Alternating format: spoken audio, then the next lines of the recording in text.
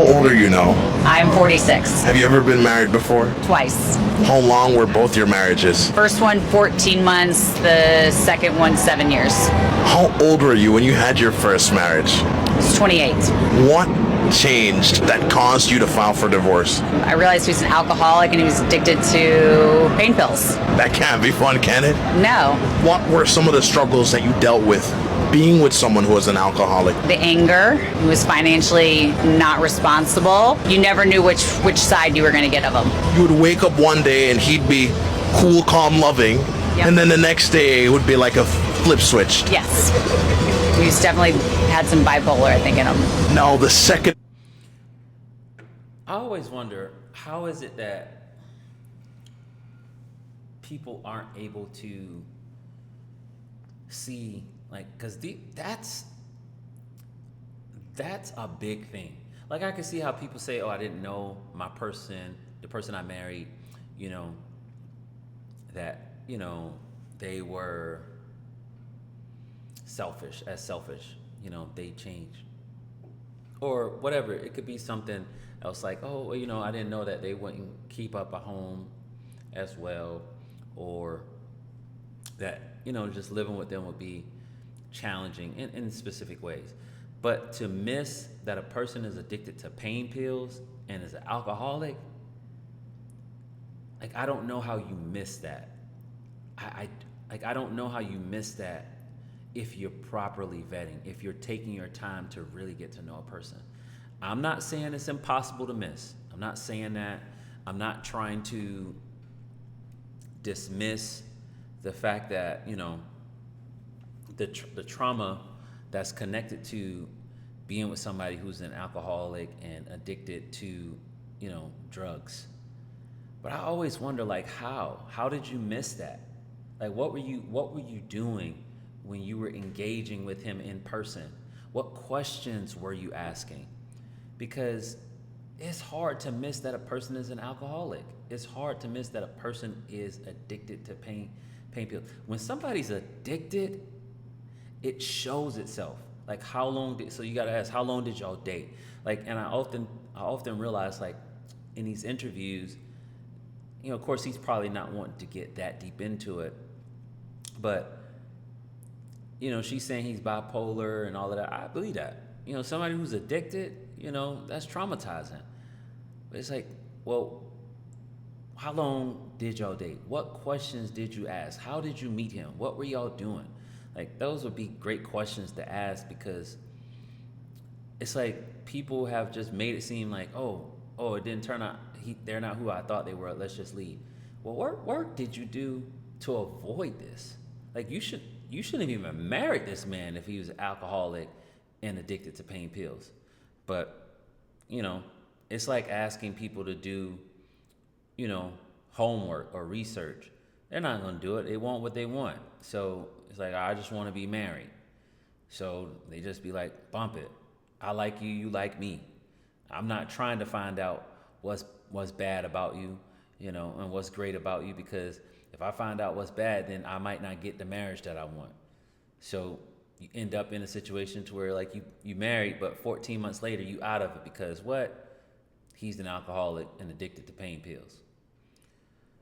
Just doesn't make sense. Marriage of 7 years. Yeah. Why did that one end? Great guy, just didn't see him as my forever person. I didn't want. I hate hearing that.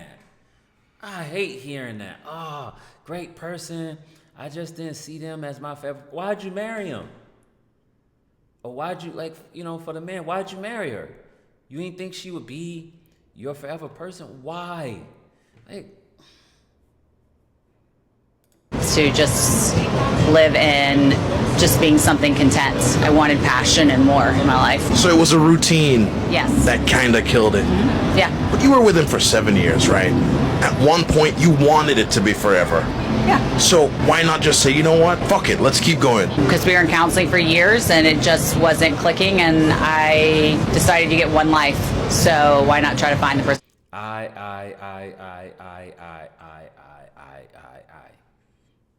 That's all I hear.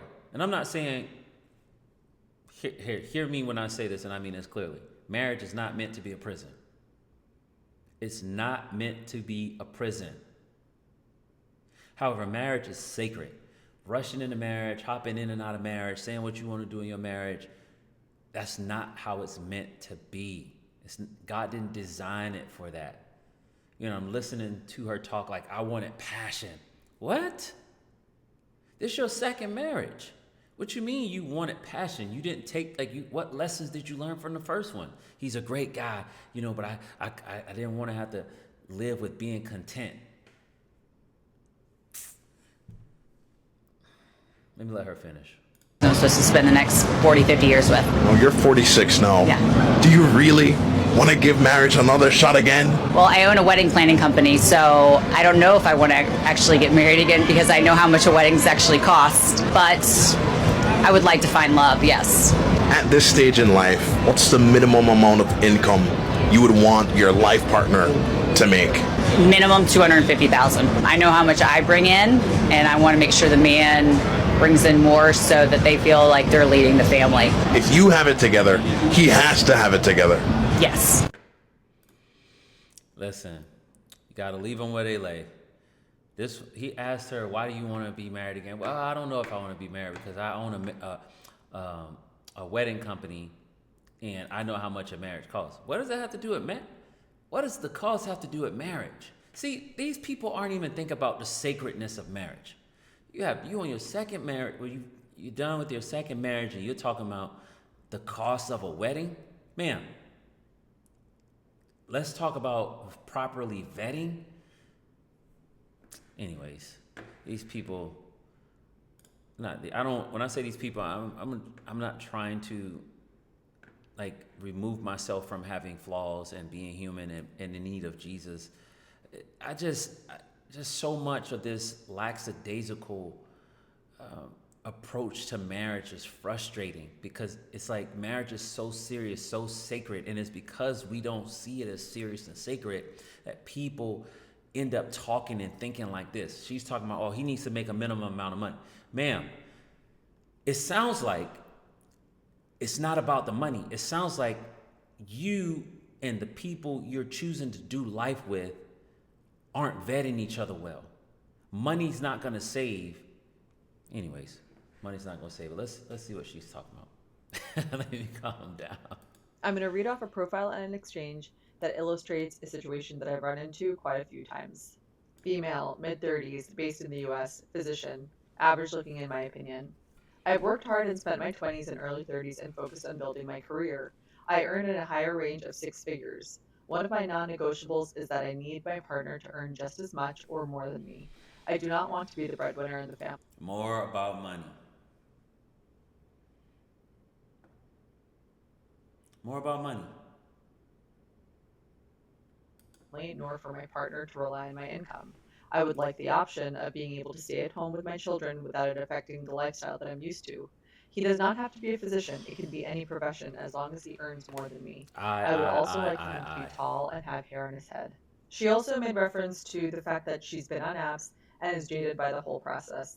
And she also lists a bunch of other deal breakers, including expectations for responsiveness and physical turnoffs. She's only willing to consider someone 5 years younger or 3 years older. Now, this is a hard match to make, and it's not just because I don't collect salary information and I just don't have that data point, but it's also because of the type of men that she's looking at. I found that men who are high earners fall into 2 buckets. The first bucket is that they don't really care what the profession or career prospects or earning potential their partner has. They just want someone who's very pretty, very young, or very traditional, and someone who's going to stay at home. The second bucket is where they do value someone's career and education and prospects, but that's because they usually want them to contribute financially so that their lifestyle can be elevated. Now, she is career-driven and high-earning, and because of that, she believes she deserves someone who is similarly career-driven and high-earning. Mm-hmm. But the irony is that the very reason that that person would choose them, she has negated by essentially saying that she wants her income to remain optional. So I sent her a message.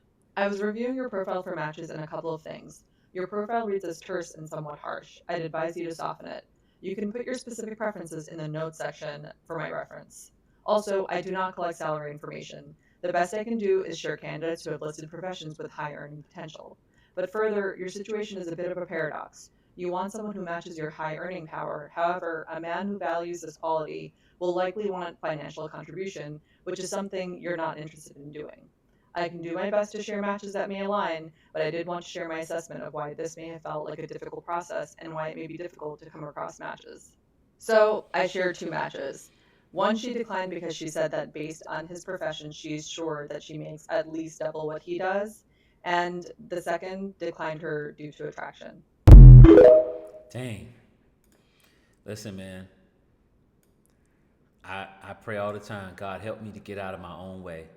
Sometimes we're just in our own way. She's not, based off this lady's assessment, she's not that attractive. And based off the man that she was interested in, he didn't think she was attractive. And then the other guy, based off his profession, she was like, well, I know I make more money than him. So the two options that were available to her didn't work out. Why? She's in her own way. She's in her own way. She's come to an idea. And here's the thing.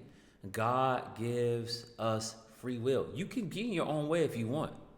But this is what happens to us, you and I, when we don't look for love in a way that's genuine, when we don't involve God in our desires and our preferences. We're just going based off what we want.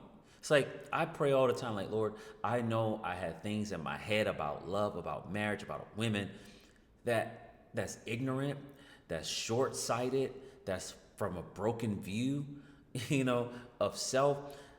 Help me to overcome me so that I can really, really, really lock in with the gift that you have for me. And I've met women who talk like this. Of course, I'm of the height. I thank God I've had good jobs. I thank God that I'm a decent looking man. But it's just like when I hear this type of stuff, like, you're getting in your own way. And I think it's less about marriage and more about, getting what they want, fantasy. I really believe that. But I don't know. Y'all listen, y'all heard it. Y'all let me know what y'all think in the comment section.